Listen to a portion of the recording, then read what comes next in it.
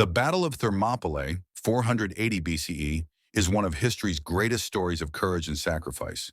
The popular legend tells of 300 Spartans fighting to the death against a massive Persian army led by King Xerxes I. But the truth is far more complex. The battle was not just about Sparta, it involved thousands of Greeks who resisted Persian rule. While the Spartans' bravery is legendary, the actual events of the battle are even more fascinating. This is the real story of what happened at Thermopylae.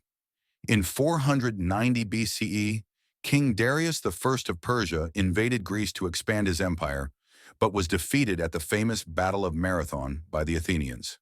After his death, his son Xerxes vowed revenge and launched a much larger invasion 10 years later.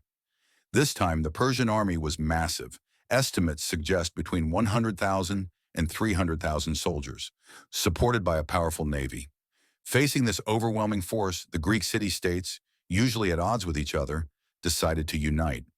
They chose Thermopylae as their defensive position. The narrow pass, located between the mountains and the sea, was perfect for holding off a large army. If the Greeks could block the Persians here, they could prevent them from advancing into Greece. Sparta, known for its warrior culture, sent King Leonidas I with 300 of his best soldiers. However, the Spartans were not alone. They were joined by an army of about 7,000 Greeks, including troops from Thespae, Thebes, and Arcadia. Leonidas knew that their chances of victory were slim, but he also understood the importance of delaying the Persian advance. His mission was not just to win, it was to buy time for Greece to prepare for war. Before the battle, Xerxes sent a message, demanding the Greeks surrender their weapons. Leonidas responded with the now famous phrase, "Come and take them." With this, the Greeks prepared for battle, knowing they were heavily outnumbered but determined to hold the pass. On the first day of battle, Xerxes sent waves of infantry to break through the Greek defense, but the phalanx formation of the Spartans and their allies was nearly impenetrable. The Spartans, trained from childhood to fight, stood shoulder to shoulder with their large shields and long spears, creating a wall of defense. The Persians, forced to fight in the narrow pass, couldn't use their superior numbers. They were slaughtered in huge numbers.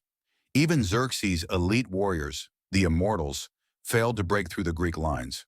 The Greeks used strategic retreats, pretending to fall back before suddenly counterattacking, trapping and killing more Persians.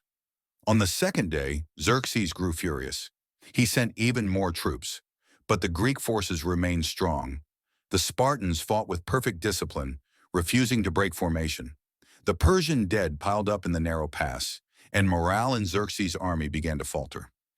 Everything changed on the third day when a Greek traitor named Ephialtes approached Xerxes with a secret. He told the Persians about a hidden mountain path that led behind the Greek lines. That night, Xerxes sent his elite troops along this path, and by morning the Greeks found themselves surrounded. Leonidas quickly realized the battle was lost. Instead of retreating, he ordered most of the Greek army to fall back and save their forces for future battles. But he, his 300 Spartans, 700 Thespians, and 400 Thebans chose to stay and fight. They knew they were marching to their deaths, but they refused to surrender. With Persians attacking from both the front and back, the Greeks fought desperately. The Spartans and their allies fought to the last man. When their spears broke, they fought with swords. When their swords broke, they fought with daggers. When their daggers broke, they fought with their hands and fists. Leonidas himself was among the first to fall, but his men continued to fight, protecting his body. The battle only ended when the Persians rained arrows down upon them, killing every last warrior. Although Thermopylae was a defeat, it gave Greece valuable time to prepare. Weeks later, the Greeks defeated the Persian navy at Salamis, and in 479 BCE, they won at Plataea, ending the invasion. The 300 Spartans became legends, inspiring countless generations. But the battle was not just about Sparta.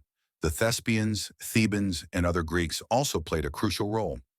The true lesson of Thermopylae is not just about heroic sacrifice, but about the power of unity, strategy, and resistance against tyranny. Even today, their story remains a powerful symbol of courage in the face of overwhelming odds. Thanks for watching. If you enjoyed this story, make sure to subscribe, like, share, and comment below.